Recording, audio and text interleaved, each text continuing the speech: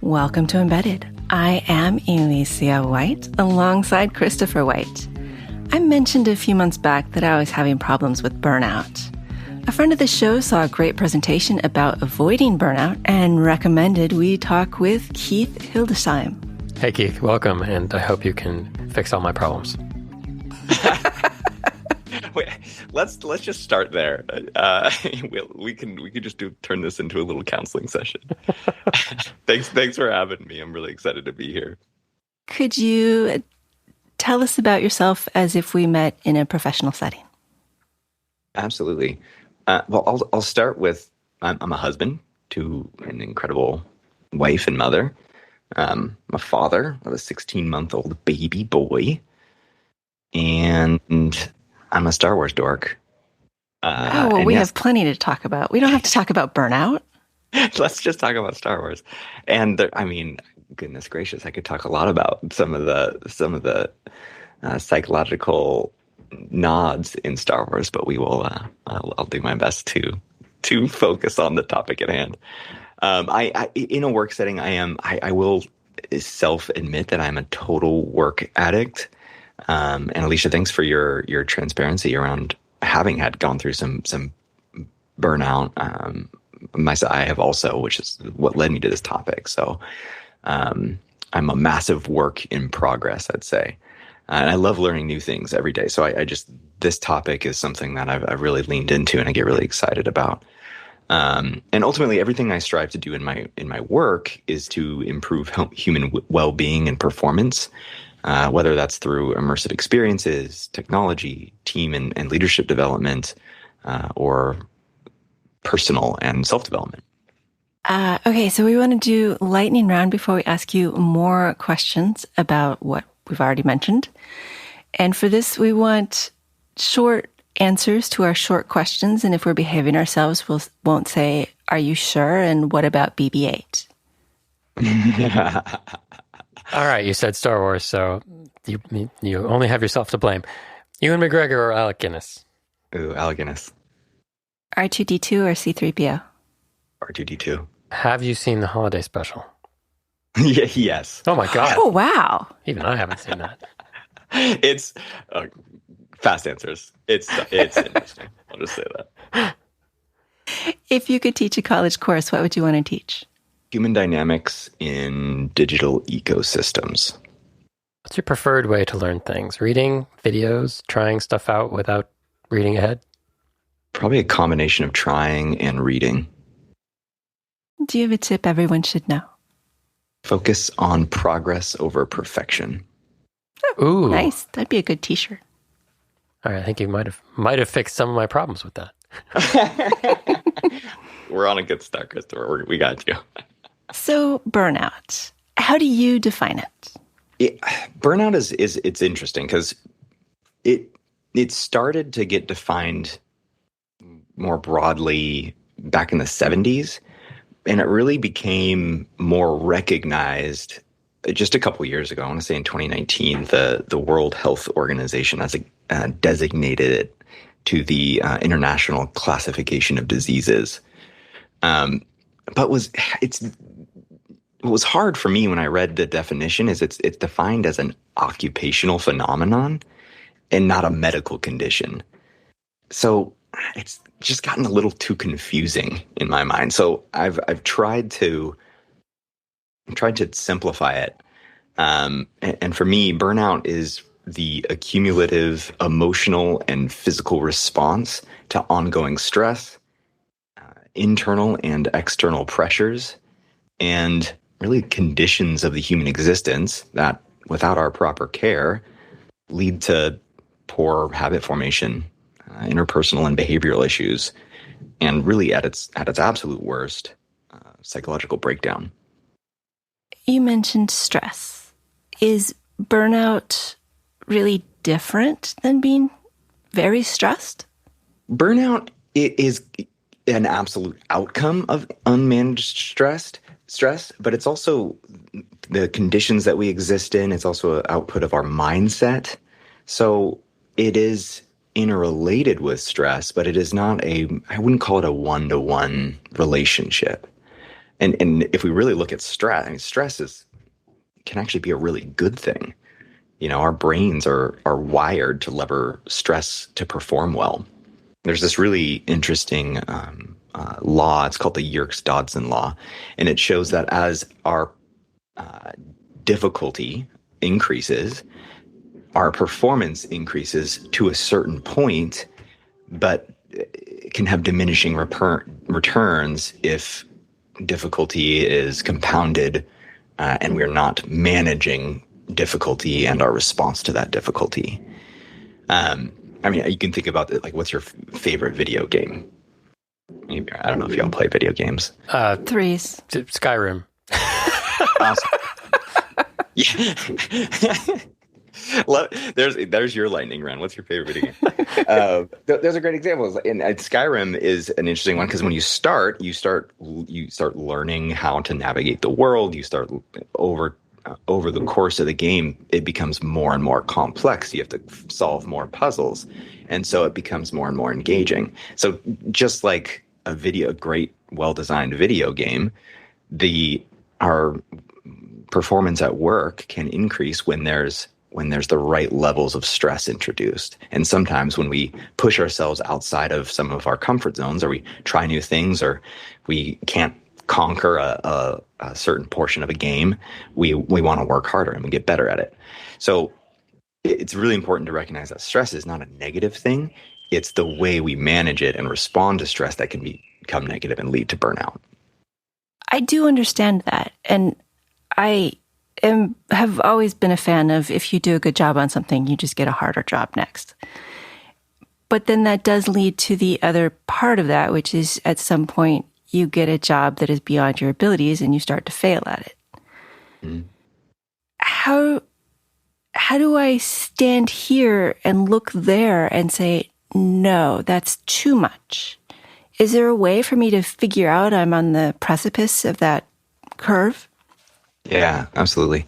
So a lot of the studies are showing that there are some specific triggers and behaviors that are observable that are kind of demonstrative of moving down the curve towards burnout or breakdown.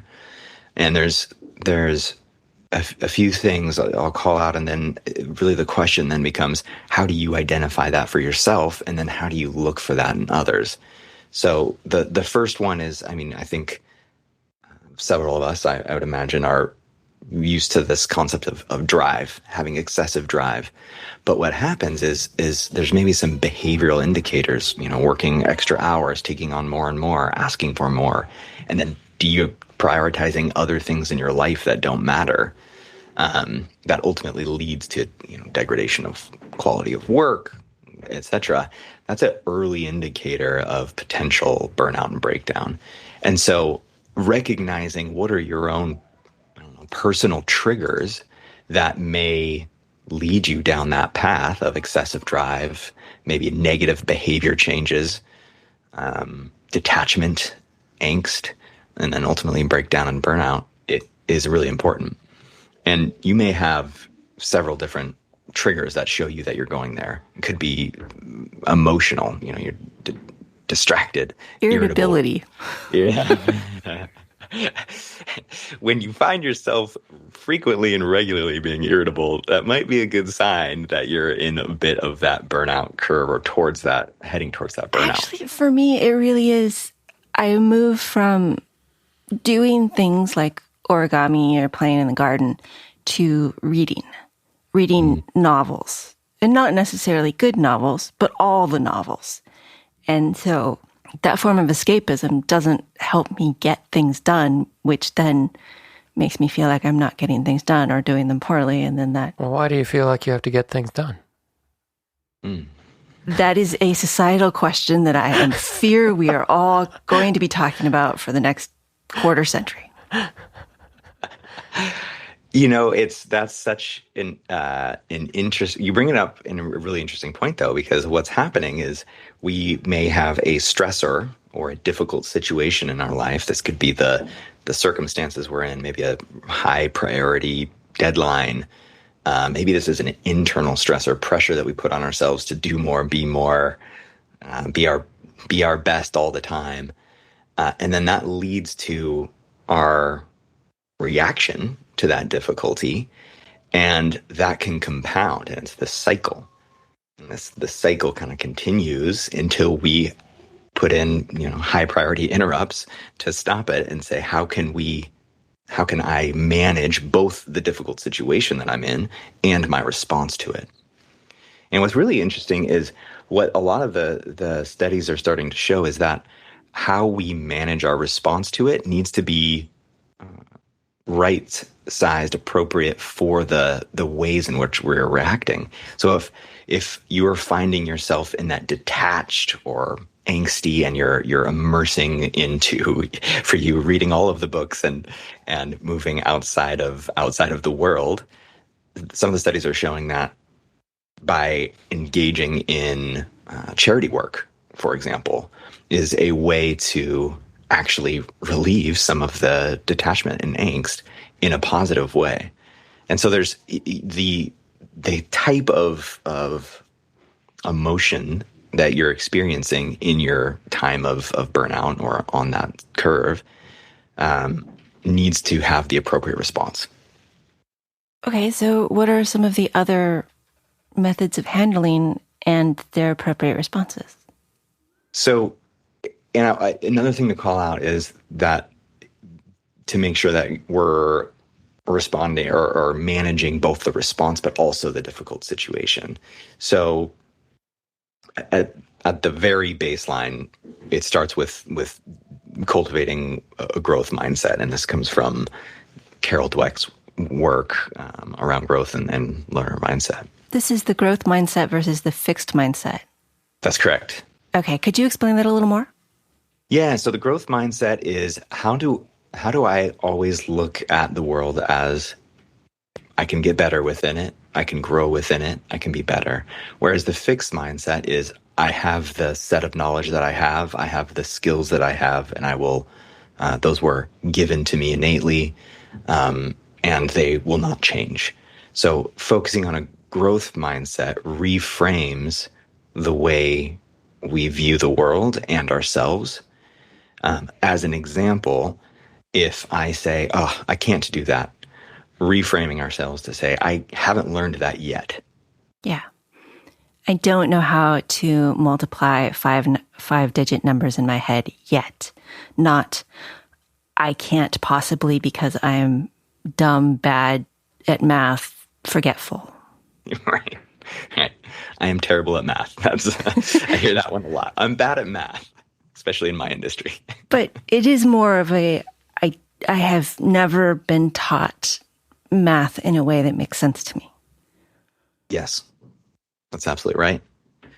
And also, you brought up the idea that culturally we need to do more, be more, all these things, and seek more.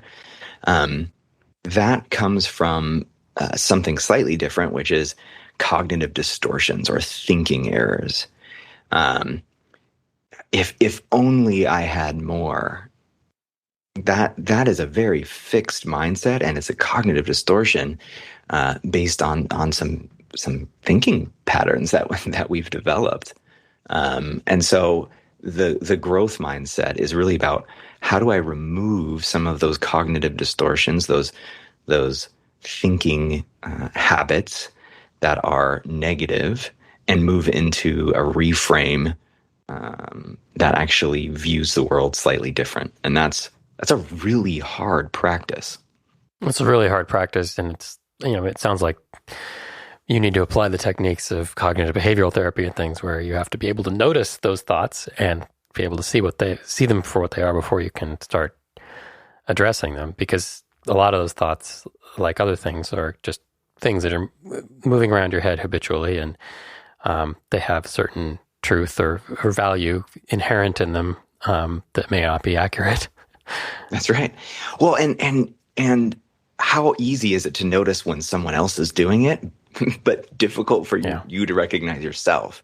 So I do think that it is it is finding, an accountability buddy, if you will, who can help me and call me out when I have those fixed mindset moments, or there's cognitive distortions that are happening, and I'm maybe thinking about things in a way that is unhealthy. Going back to the definition of burnout, because I think that is something that, I don't know, people say, I worked a 60-hour week. I'm so burnt out. Mm-hmm. To me, I mean, the way I did it was I signed up for too many things that I cared about and then spent 6 months overextending. Mm.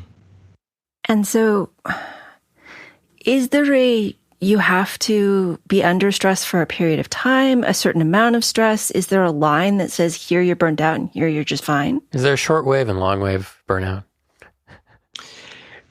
This is such a good question. Let me first address something that you started with around I worked 60 hours this week. I'm burnt out. That bums me out. I would hate to hear us use burnout as a catch-all. Mm-hmm. Yeah. For tired. Workplace stress. Yeah. Right. And I mean, Alicia, it sounds like you've experienced burnout, and having gone through it, that it's more than that. It's so much more than that. Soapbox, I'll step off of, but just like other mental conditions, we have to make sure that we're using that language really selectively, because it is a very real thing, and it can be very, very painful. As far as the line, so to speak, that's a hard one. There's no clear answer to this, but what I will say is that being well, it does not mean living in a perpetual state of safety and calm. That's a quote from Emily Nagoski and Amelia Nagoski, who wrote Burnout: The Secret to Unlocking the Stress Cycle. And their concept is wonderful. It's how do we learn to move more fluidly from a state of risk, adversity, difficulty, back to a state of safety and calm, and out again.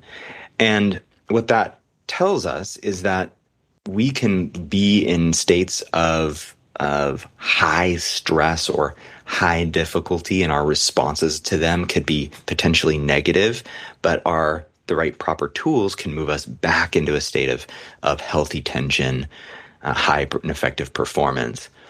But what you're getting at is when that excessive drive, that negative behavior change moves into detachment and angst and eventually breakdown and burnout, that's where that line starts to become evident that it's no longer enough to have a daily typical practice to move back into that safety and calm. That's usually where we recommend it's time to get help.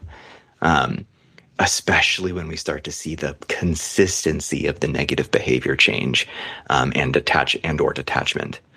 So again, it's not a super clear, cut and dry line, but the long wave, to use your word, the long wave burnout is usually when we see true burnout. The day-to-day is more about finding a healthy tension and moving in and out of states of well-being and adversity and risk. Does that help? Yeah. So getting help, is this just like the normal self-care things, pedicures and ice cream and sleep and exercise?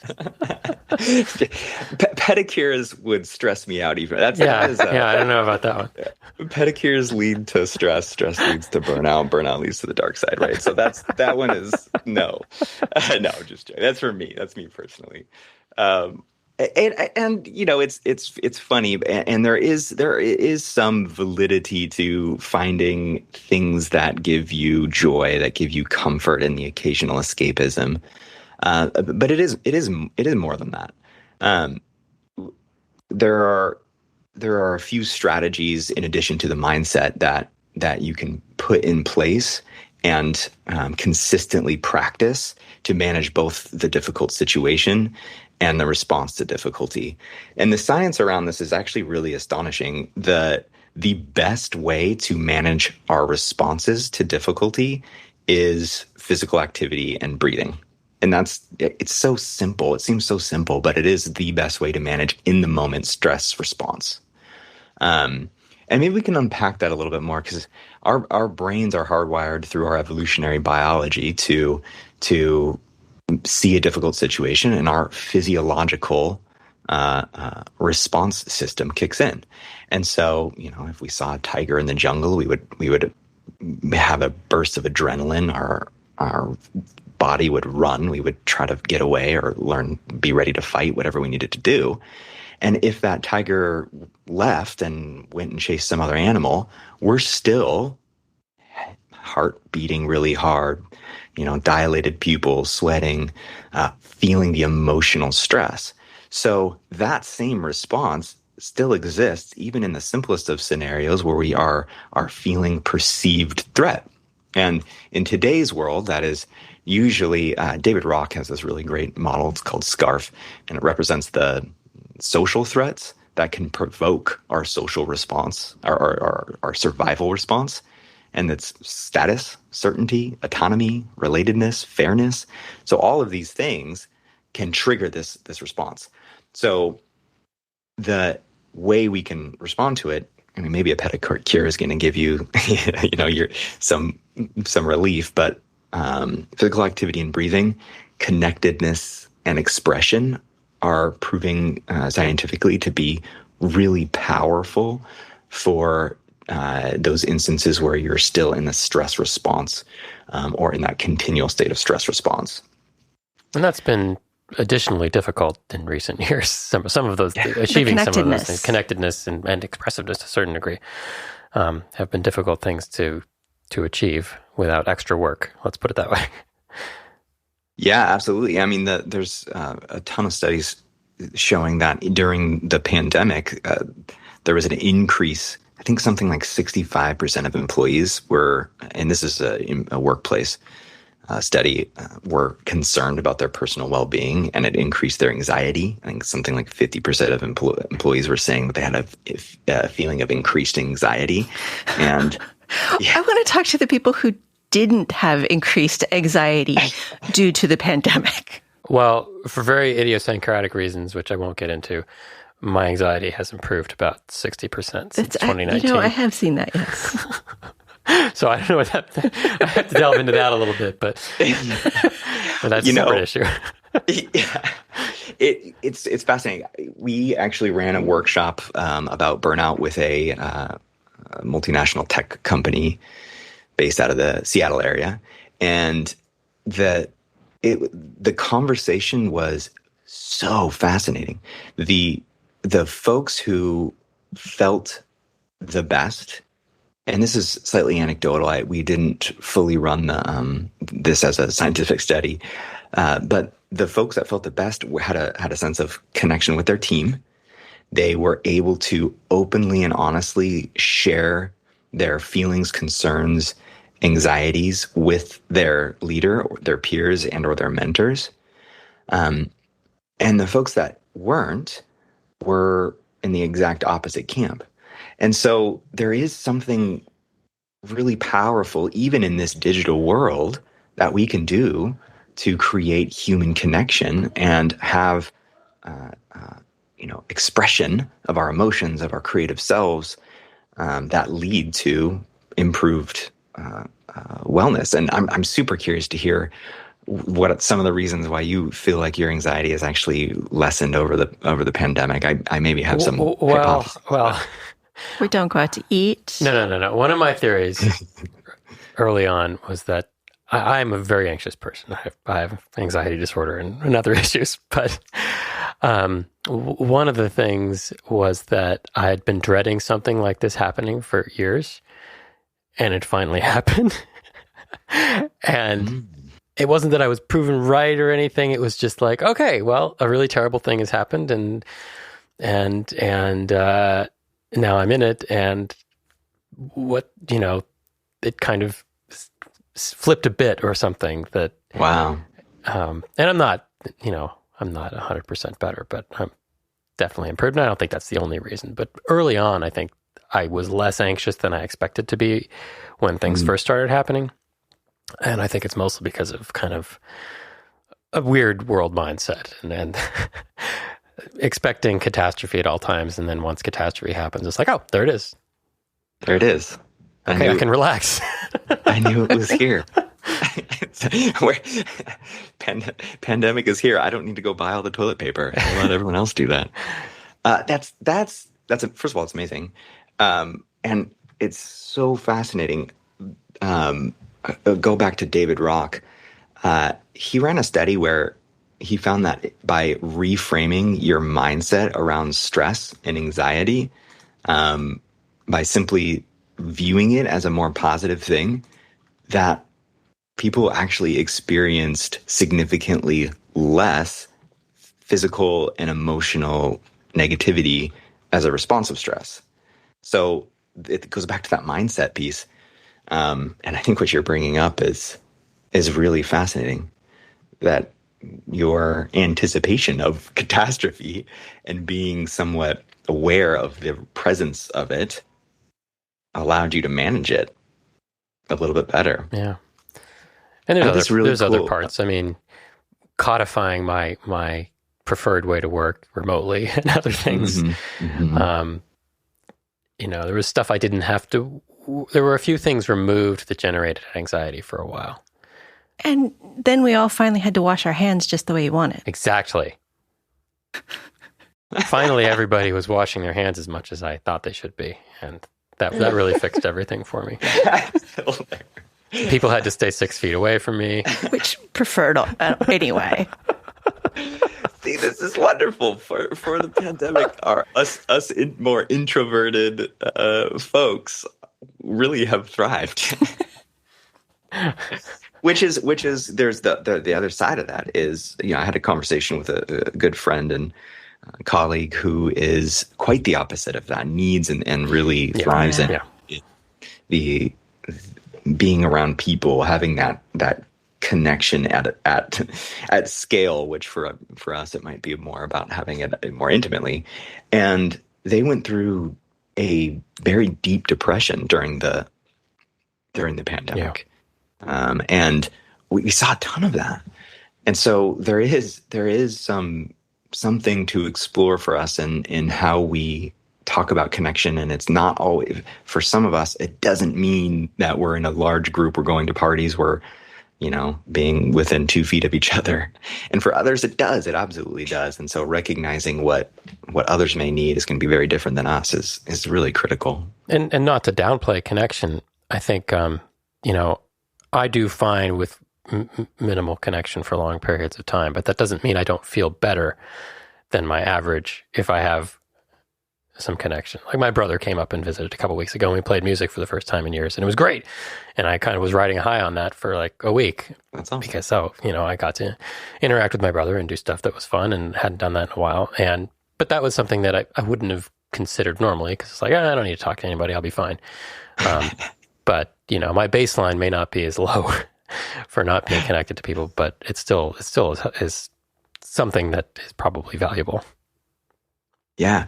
Well, and the studies are absolutely showing that it is. It's just the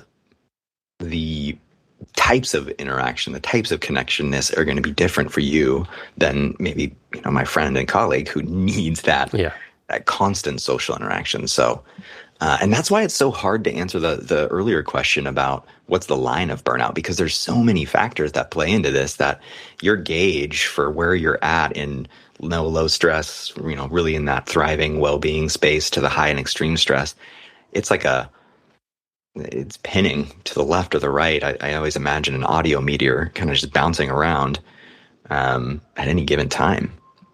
One of the questions I kind of have is, like most mental health things or physical health things, a lot of us feel like, oh, I'm either healthy or I'm not. I either have this disease or I don't. I'm sick or I'm healthy.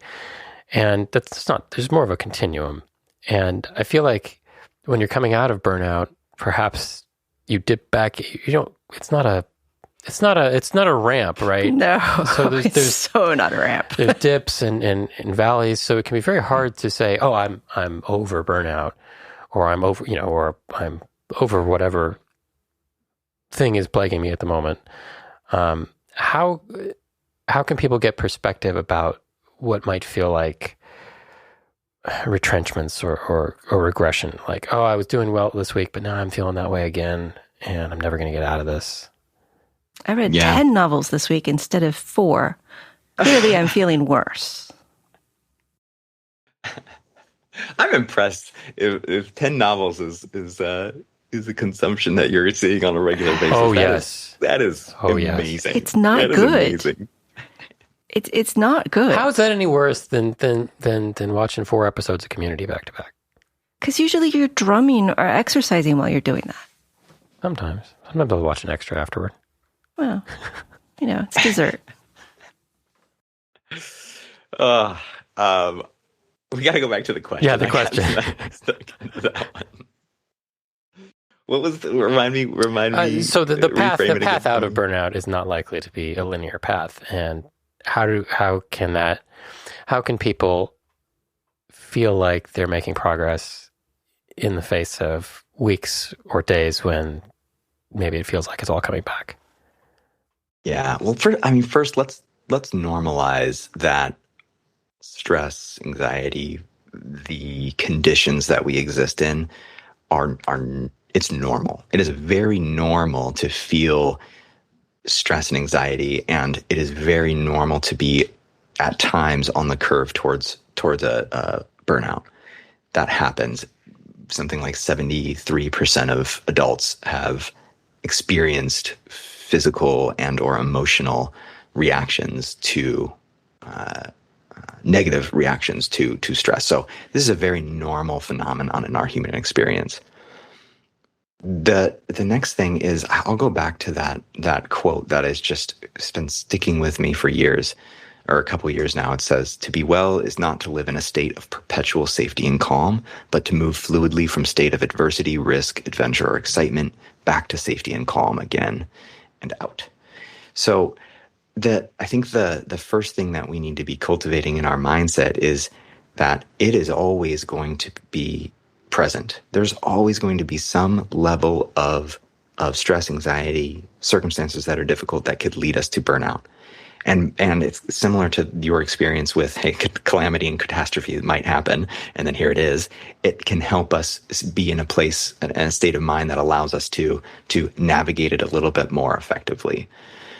As far as the curve, getting out of burnout, it is a journey. When I experienced one about 5 years ago, I went through mental health counseling. I found myself taking weeks, months at a time where things would be hard almost daily. Mm-hmm. And yeah, you've been there, and it's never going to, there's never going to be a single answer especially once you've gotten to that point. So it really is a mindset.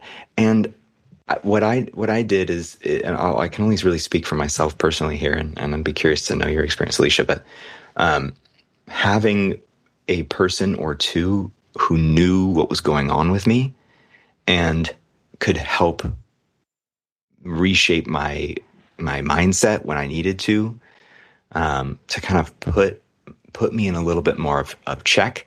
And then I'm a sticky note person, so I would have a couple sticky notes that were self-affirmations and reminders that it's a journey, and that really helped. And I know that when we look at a lot of the studies, the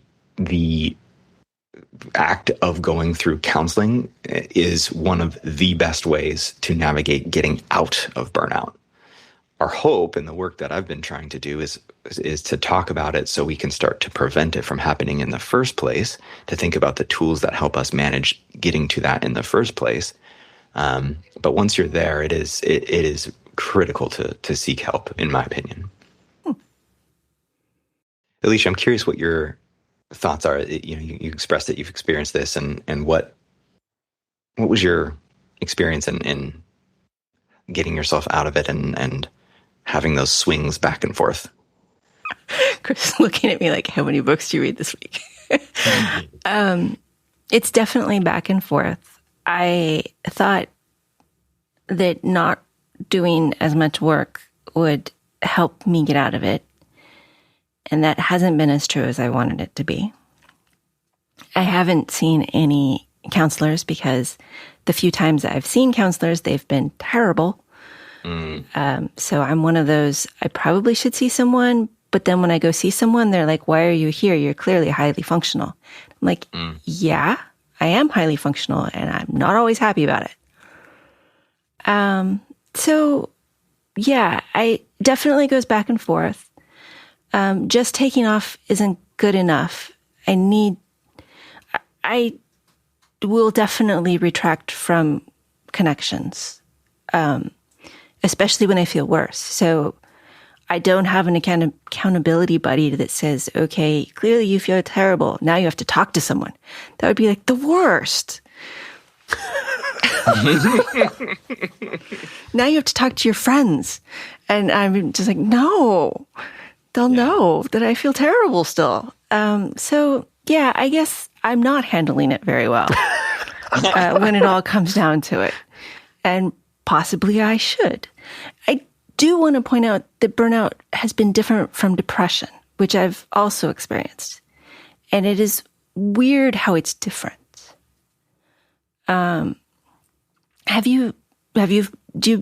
Is that a common experience? Yeah. So I'll start by saying something I don't often say about myself. I was diagnosed with clinical depression in my early 20s, and it's been something I've struggled with my whole life. So I think that has led to maybe more of a predilection to find myself in situations of burnout. And what is typically different, and this is still part of the obscurity of the quote unquote medical condition of burnout, is that burnout is usually mental and physical collapse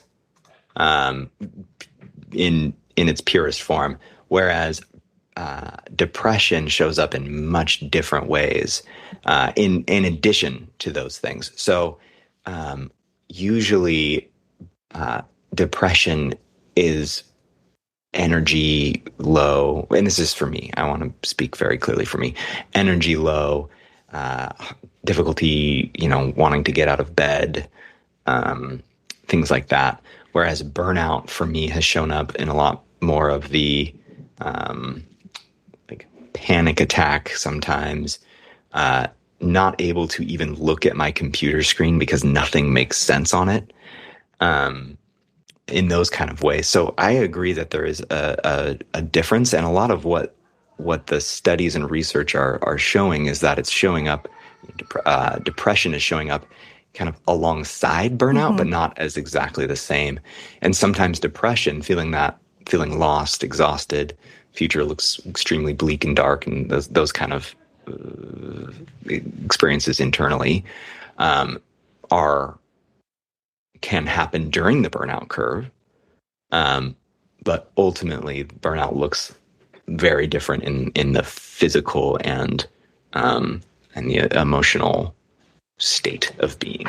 And certainly burnout could feed an existing other disorder. Like, if I had serious burnout, I think it would make me extremely anxious for a lot of reasons. Other people might get depressed because they're not able to function as well as they think they should be able to. So yeah, a lot of these things seem to be fellow travelers. Fellow travelers, and they definitely influence one another, right? I think there is an interrelationship between them, but they look different. I mean, a lot of the studies show that in burnout, depersonalization, seeing others or yourself as no longer being valuable or perceived as valuable, is one of the ways that burnout can start to manifest. And that's a bit different than depression, potentially. Okay, so now we have fully defined it. We stop asking those questions and go on to, okay, change your mindset. That's not quite enough advice, even for people who are kind of like, I'm not there, but I feel like I'm headed there. What advice can we give them? When when it comes to starting to recognize that burnout or behaviors that are leading to burnout, there are some really practical things that we can do. As I said earlier, managing the difficult situations as well as our response to those difficulty is critical. So when we talk about managing difficult situations, I've categorized what we can do into a few different ways. One is about preparedness and action taking. So often we may have something spinning in our mind, or we have a deadline coming up or something. Even simply setting calendar blocks to commit to doing them can actually relieve the feeling of the difficult situation and prevent us from having negative responses. That simple action can actually help us manage our difficulty every day. So preparing and taking action, there's just one example. Even just writing and journaling and getting things out of ourselves can help us take action when we have, especially when it's an internal type of difficult feeling or self-talk. The second one is admittedly the hardest one for me personally. It's about filtering and setting boundaries. This is about taking time and defining and taking time for what matters most to you. And so I was lucky enough to have a really great counselor who helped me take time to define what are my values, what are the roles that I play, and what roles do I prioritize in my life, and then take the time to outline and for me, I'm kind of I need to get it out on paper. I need to see it in order to feel like it's starting to become real. And so writing out, how do I really be in these roles? I'll give you an example. I led with it earlier when I introduced myself. I am a first and foremost, I am a husband and I am a father. And that is, I value that, and that is the most important thing for me in my life at this time. And so I wrote down, what does that mean for me in that role? And how do I take time, create my blocks to make sure I'm focused there in the right ways? And then it's about setting the boundaries around it. For me right now, I've actually completely removed notifications and set up some filters for what's coming in my phone, because that was starting to detract from some of the things that I was valuing most. You know, your book habit of voraciously consuming all of the books shows up for me in a slightly different way. It's news media. It's oftentimes all of the Star Wars content I can get my hands on, and what ends up happening is I find myself sucked into my phone when I should be sucked into my family and focused on them. So that's a really critical one and a really hard one personally.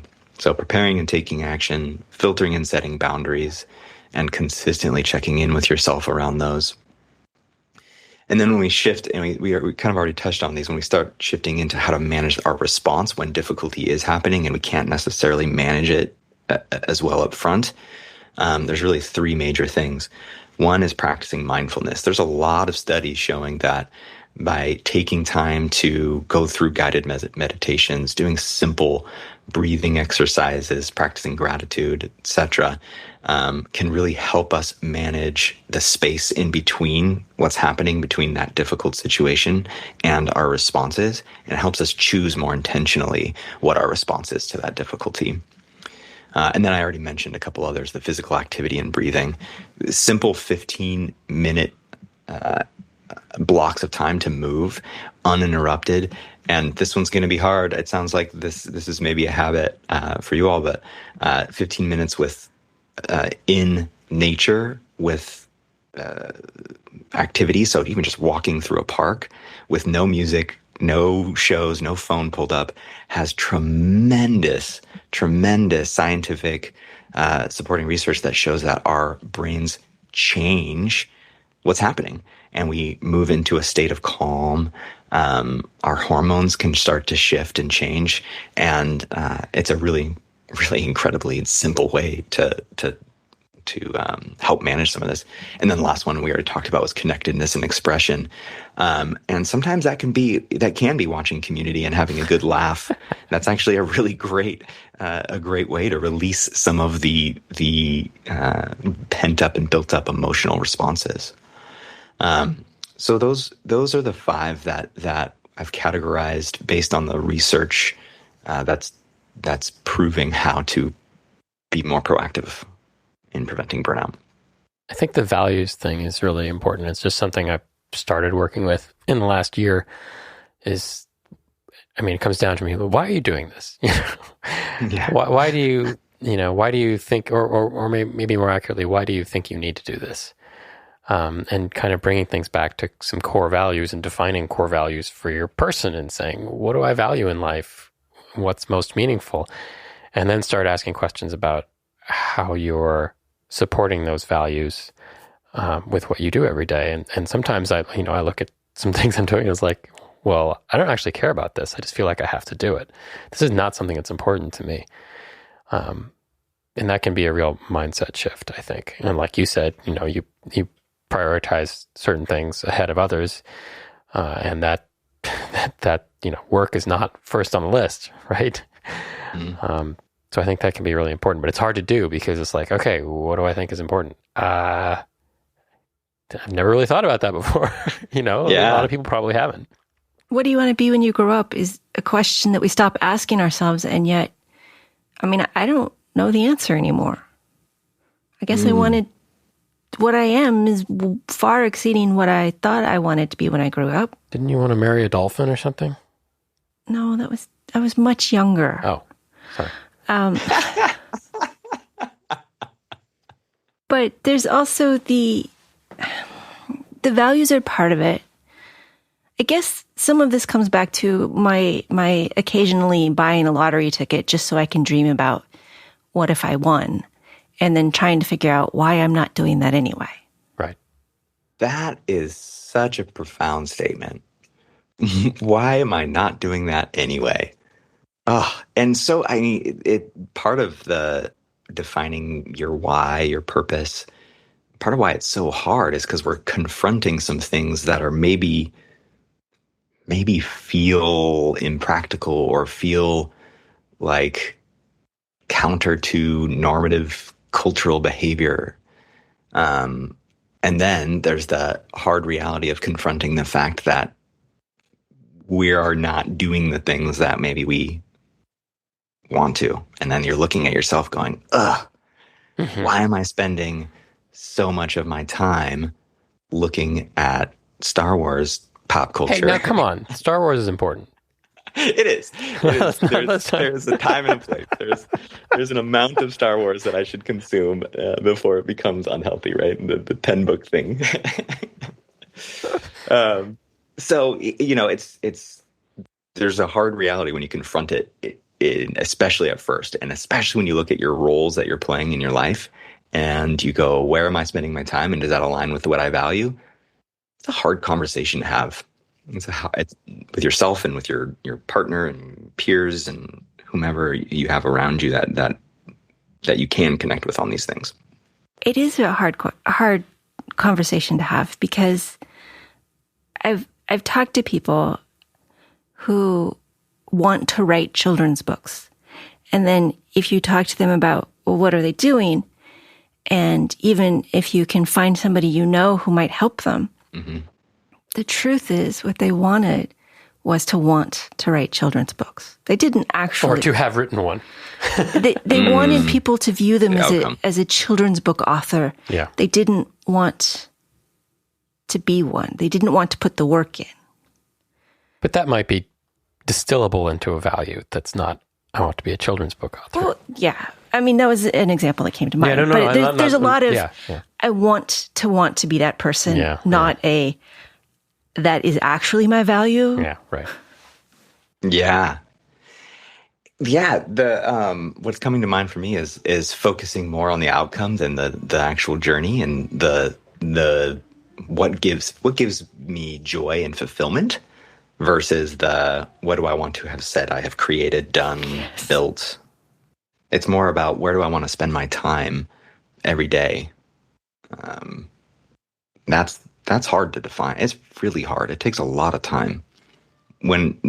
Sometimes I'll coach and mentor some folks who are earlier in their career, and the coaching that I typically give these folks is around focus less on the title that you want, and this is really hard, especially for someone coming out of college.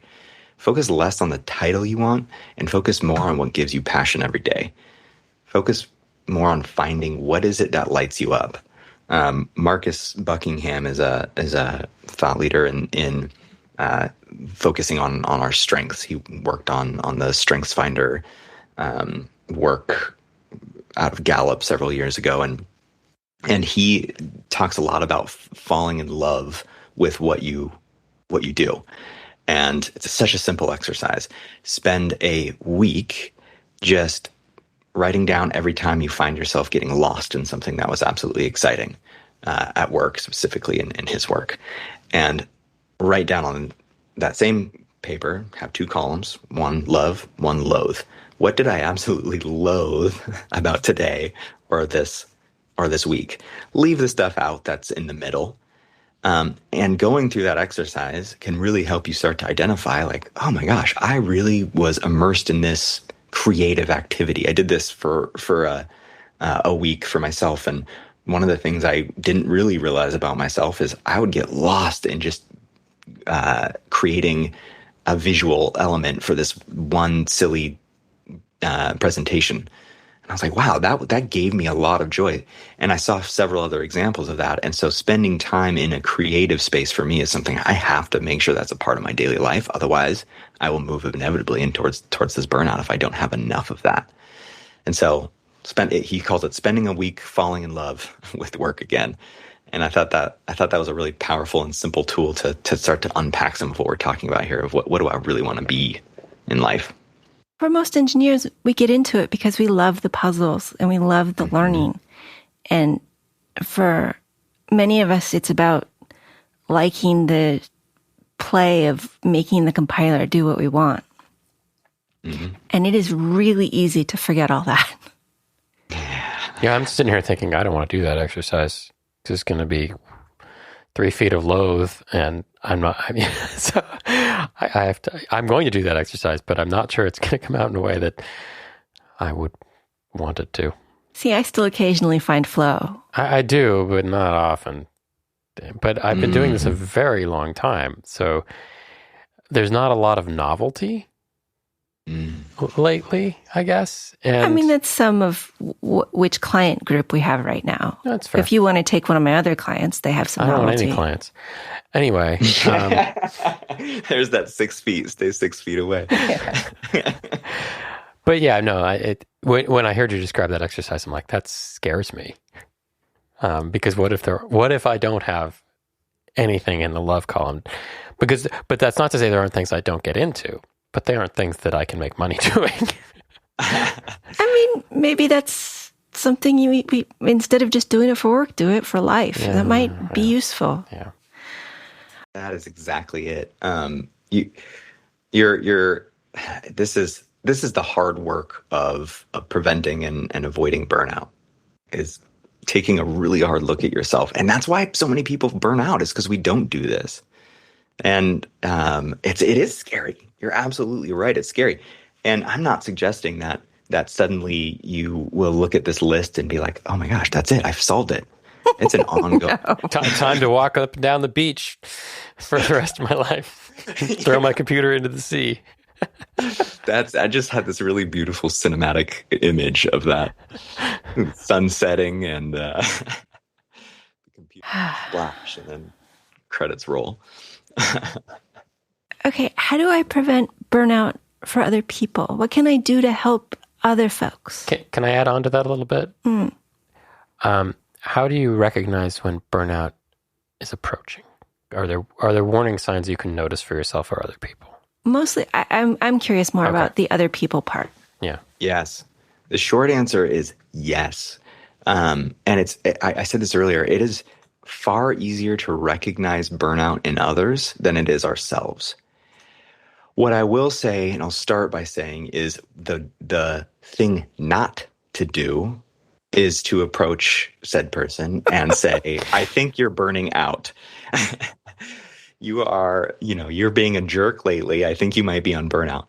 That's not the right answer. The first thing I'll say is this is about approaching things and people who may be experiencing this from a place of care and empathy, and seeking to understand, which is very hard to do always, but especially when you're in a conversation about someone's physical and mental health.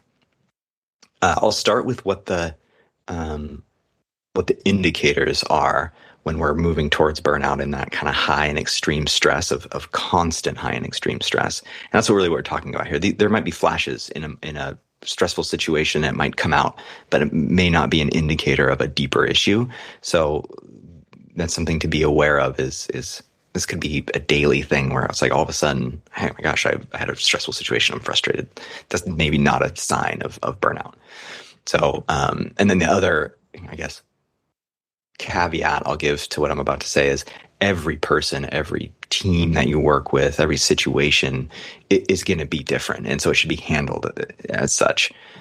But the first early indicator is excessive drive. And what I mean by that is when you're seeing someone push themselves to perform and improve, that is damaging their emotional state.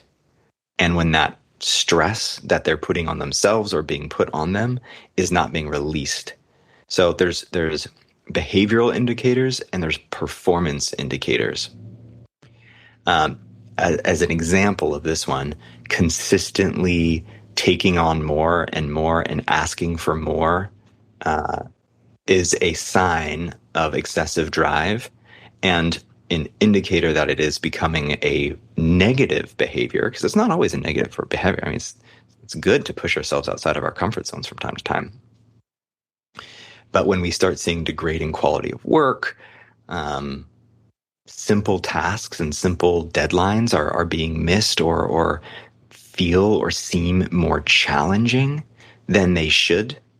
So this takes a level of awareness of someone's ability. When you're looking at it in someone else, you're like, normally you're great at that. What? I'm noticing a lot of stuff slipping. What's going on? That is a different level of conversation. The next one is when we start to see the negative behavior change. This is when emotions are starting to become taken out on others in a negative way, or we're displacing our emotions onto others and those around us. This might behaviorally look like impatience, anger, changes in attitude, and you may see it show up in especially in a team dynamic where team morale is starting to become affected. There's maybe a strained relationship dynamic that's happening between two people, things like that, or others are coming to you, especially if you're a leader in this space, if others are coming to you and saying, hey, so-and-so is starting to act really weird. I'm noticing a lot that they're frustrated more often. They're really triggered. They're defensive more than usual. That's a negative behavior change that has some impact. Detachment and angst. We talked a little bit about this. This is when someone feels like and is expressing that they're no longer able to control their life. This is usually when we start to recommend seeking some sort of professional help. And the behavior indicators are unhealthy coping mechanisms. Maybe some of this detachment is reading too many books, but when we're really talking about unhealthy coping mechanisms, we're of course talking about things like alcohol abuse, drug abuse, things like that. But then more evident is typically a general sense of aloofness that doesn't exist prior. Again, every human's different. Sometimes aloofness is just part of a personality trait, but that can be a clear indicator. And again, this will start showing up as work taking long, team cohesion issues. And then when we really start to see full on burnout and breakdown, that's where it's that physical and emotional collapse, like I was talking about earlier. Apathy, immobility, everything appears difficult, inability to manage day-to-day things. And this is where seeking help, whether from a professional or somebody who can coach through life coaching and things like that, is really critical. So the first thing to do is to start looking out for some of those behaviors and performance indicators that show this person's maybe on a path of burnout and breakdown. The second thing is to never just approach it with I think you're burning out. I need you to stop. And it's to seek to understand. So, hey, I'm noticing blank. I'm noticing that it seems like there's some impatience that you're feeling with me or someone else. What's going on? What's happening? And then approach it from a place of curiosity before making any recommendations. It is very hard to not just say, I think you need to do something different. The question then becomes, in what ways are we, maybe as a team or you as an individual, lacking the conditions that you need to really live in well-being? How can I help you? And then we can start asking the questions around, okay, do you have the right boundaries in place? Are you taking action to prevent, taking on too much? What's your mindset around this? But starting with that general, like, what is happening is the first step. We talked earlier about how detachment has a solution, has a recommended counter of being more involved and charity work. Are there other, I don't want to say symptoms, other things we do, other dealing mechanisms that have kind of acknowledged suggested solutions? Yeah. And so we've kind of already talked a little bit about them. The other thing I'll say is, when detachment is happening, what the research is saying is that maybe focusing on yourself, and if there is a state of detachment, focusing on yourself, doing these value type of conversations, that's actually not a helpful tool at that moment. So there is also kind of this other way to look at some of this, where in some of these, excessive drive, as an example, the right thing to do isn't to sit down and make a bunch of lists of all the things you want to accomplish. That's just going to perpetuate the problem, right? So taking action is maybe not the right approach there. But in excessive drive, what is recommended is to focus on the side of managing stress that is more about physical activity, breathing, connectedness and expression, finding things outside of yourself. So those are a couple examples. When the negative behavior change happens, this is a mindset, and this is where the recommendation is to focus primarily on the mindset and the mindfulness pillars, if you will. And then the other one that we already talked about, detachment and angst. And then when burnout has happened, what does not work is trying to then go back and retroactively take these actions. And so that becomes more of the need for conversations to identify, uncover what is the true trigger that led to it, and then address that root cause, which I will not pretend to be a mental health counselor or psychologist focused on that space. So I won't even pretend like there's a clear and clean answer that I could give you on that one. So like the question of what if I'm not good enough unless I put in this much effort isn't the one you want to answer? The question of touche. The question of when someone is burnt out I will not pretend that I'm going to be able to give you a clean answer, because every person's situation is different, and there's never been a clear answer of when burnout happens, do X, Y, or Z. When burnout happens, it's happened for a reason, and it's going to be different for everybody. Yeah. Although I do kind of want a flow chart of the dealing mechanisms in there, and how to deal with them. If you're detached here, you go there. If you have excessive drive, you go there and not there. It would make a good flow chart. Let me know when you're done with the infographic. Yeah, I do have a couple. Actually, I will send them your way. Cool.